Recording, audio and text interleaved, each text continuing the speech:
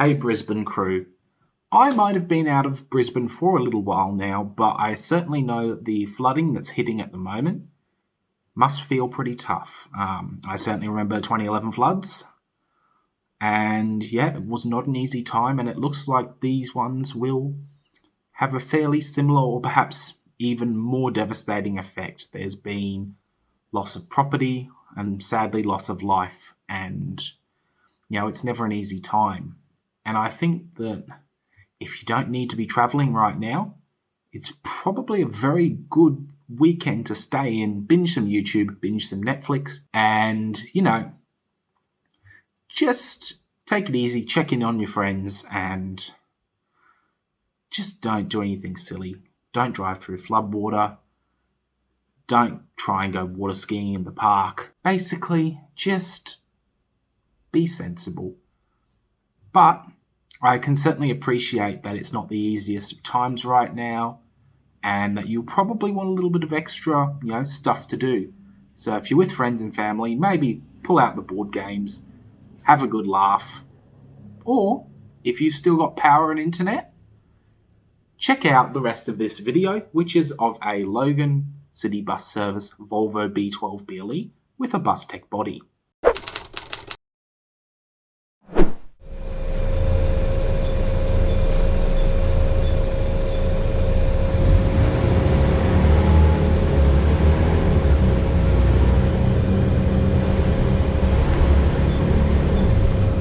As we pull away from stop 82 on a rainy New Year's Eve, let's talk about some basics of why these buses are quite important to transport around Logan. Bustech and Clark's are now synonymous with each other, and while this bus was not the first to start that relationship, first being the little Mercedes 0405 in H's, it was the precursor to the Volvo Bustech combination that pretty much defines the company today. With 100 of the 127 buses being some form of B12BLE chassis, and 114 of the 127 having some form of Bustech body, the relationship between the two is strong.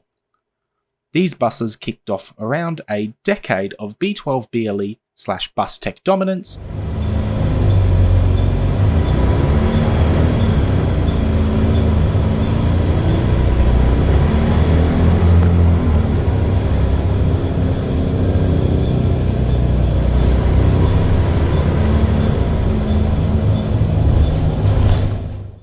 and while the vast majority were delivered with the newer VST body, buses 75 to 80 received the earlier Bustech ULF design.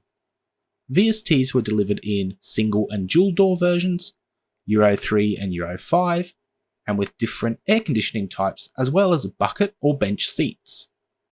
Despite these buses being built quite late in the classic Bustech design cycle, I think they've lasted pretty well, even if they're now getting close to the 20-year-old mark. The interior is obviously not as fresh looking as today's VSTs, but it holds out pretty well, thanks to the big windows, which is something that wasn't really continued into the VST design.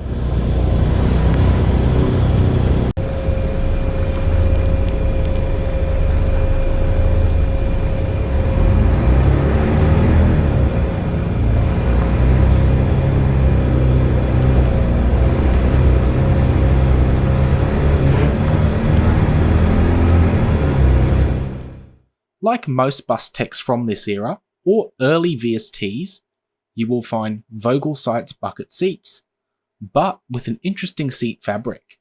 The pattern on them is certainly a little garish, but I actually quite like it, and it's the design precursor to the style that's become synonymous with Bustech products today. Despite this vehicle's age and the more dated exterior styling, I reckon the interior holds up fairly well.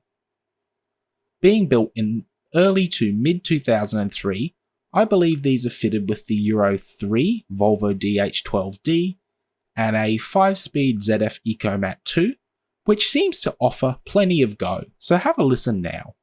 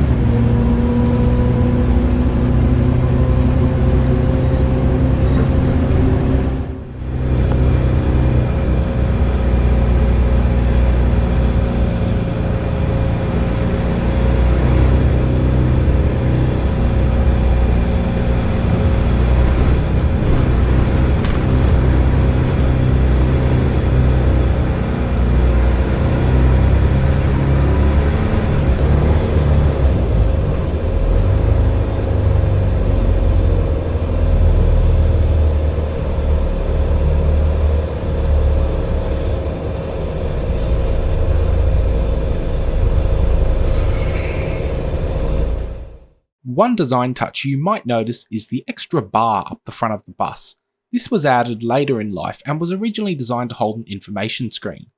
Sadly, after the trial finished, the screens were removed and never to be seen again. Whilst real-time journey information on apps is helpful, not everyone has access to mobile data or indeed a smartphone, and internal information screens can help passengers plan their journey or find out how far away their stop is more easily. Moving up the back, you can see a combination of the two eras of seat fabric, and call me a traditionalist, but I actually like the older design just a little bit more.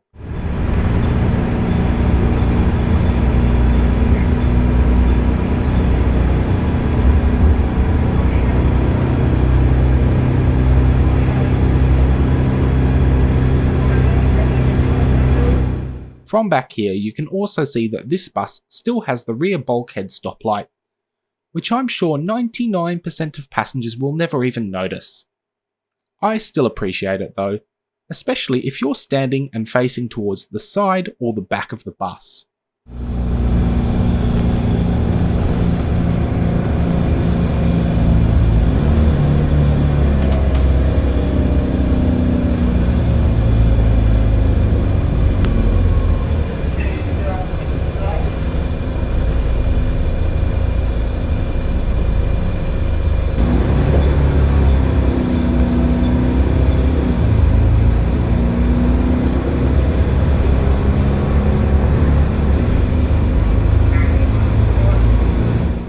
As you can probably tell, I am a fan of these early Bustechs, and Clarks do a good job of keeping them in decent shape.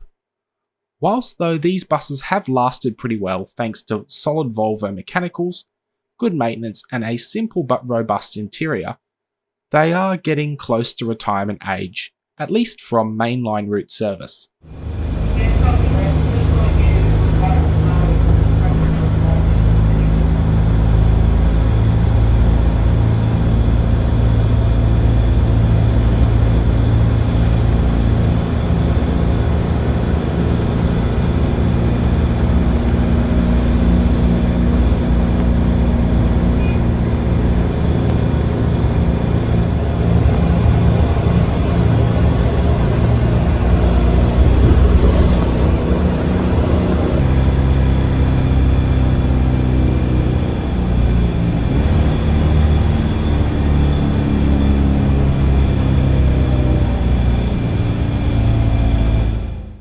Hopefully they'll have a good life ahead of them in rail buses.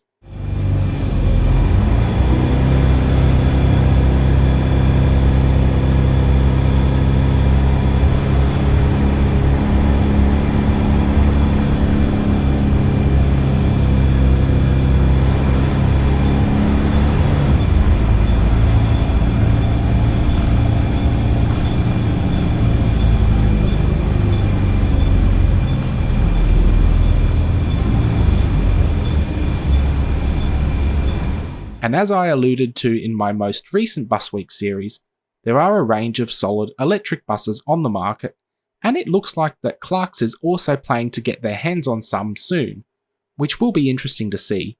The question is, will their electric bus be a Bustech? So I hope you really have enjoyed today's review, and stay safe, keep dry, and I will see you next time.